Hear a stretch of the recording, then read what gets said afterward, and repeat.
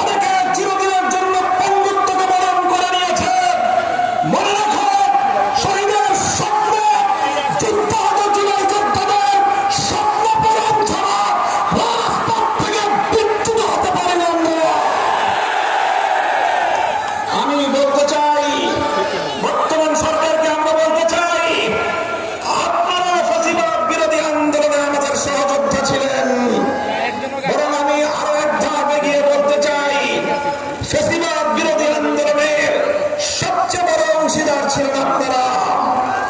তাই আমরা আপনাদের কল্যাণকামী, আমরা দীর্ঘ অভিযাত্রায় আপনাদেরকে আমাদের বন্ধু মনে করি।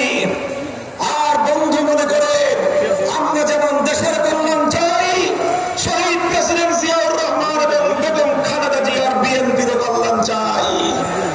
আর কল্যাণ চাই বলেই আমরা বারবার বলছি, যে জুলাই বিপ্লবের উপর ভিত্তি করে ক্ষমতার মস্তকে বসেছেন, সেই জুলাই বিপ্লবের সঙ্গে যদি গাদ্দারি করেন, ক্ষমতার মস্তকে থাকবার কোন অধিকার আপনাদের থাকবে না। জুলাই বিপ্লবের সঙ্গে গাদ্দারি করবেন না। দোহাই লাগে, আপনাদের প্রথমে পায়ে ধরে বলবো, তারপরে হাতে ধরে বলবো। যদি পায়ে ধরে হাতে ধরে বললে কথা না শুনেন, ঘাট ধরতে আমাদের এতটুকু হাত কেটে উঠবে না। সরকারকে আমরা বলতে চাই, দেখেন আমাদের বক্তব্য পরিষ্কার। 50% জনগণের ভোটের ম্যান্ডেট নিয়ে যেভাবেই হোক, যে পথেই হোক আপনারা সরকার গঠন করেছেন।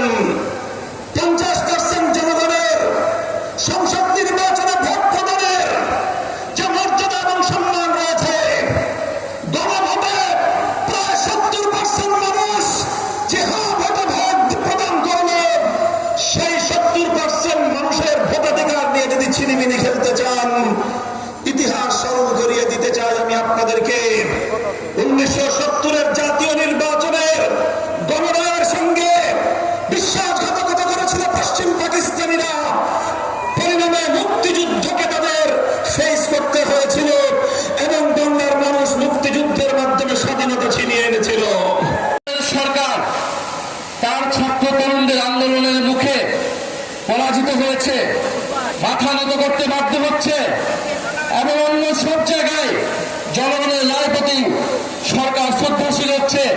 আমরা দেখলাম এই দেশের অন্যতম প্রধান দল বিএনপি, সে তার নিজের দলের ভিতর কোনো সংস্কার আনল না এবং রাষ্ট্রীয় সংস্কারের জন্য যে অন্যতম ঐক্যমত্য, সেই ঐক্যমত্য সে মেনে নিল না।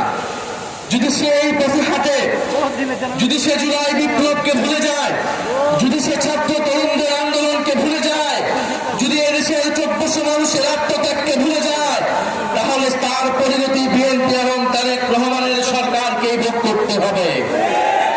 প্রিয় সিলেটবাসী, সংস্কার বনাম সংশোধন এই বিতর্ক নতুন করে শুরু হয়েছে এই দেশে। আমরা মনে করি এই বিতর্কের কোনো প্রয়োজন ছিল না। আমরা ঐক্যমত কমিশনে এই বিতর্কের অবসান করেছিলাম যে দেশে সংশোধনের মাধ্যমে দেশের সংবিধানের কোনো মৌলিক কাঠামোর পরিবর্তন সম্ভব হবে না, দেশের কোনো মৌলিক সংস্কার সম্ভব হবে না।